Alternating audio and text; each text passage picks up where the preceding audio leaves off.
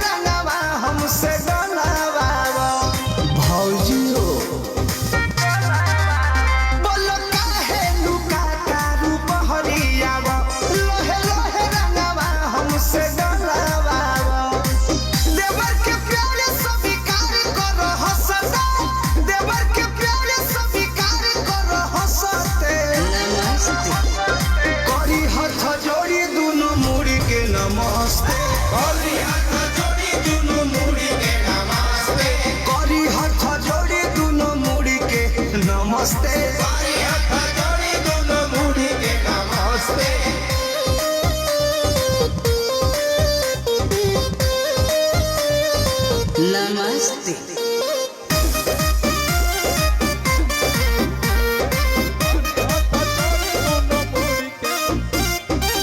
बाटली हो रतनी कृपा बनावा भई पिचकारी हमर लूज हो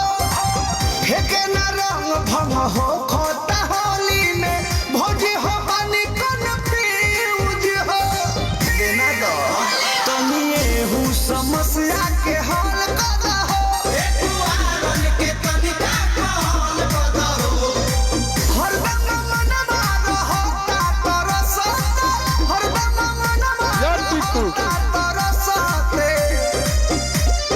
करी हाथ जोड़ी दुनो मुड़ी के नमस्ते करी हाथ जोड़ी दुनो मुड़ी करी हाथ जोड़ी दुनो मुड़ी के नमस्ते करी हाथ जोड़ी दुनो मुड़ी के नमस्ते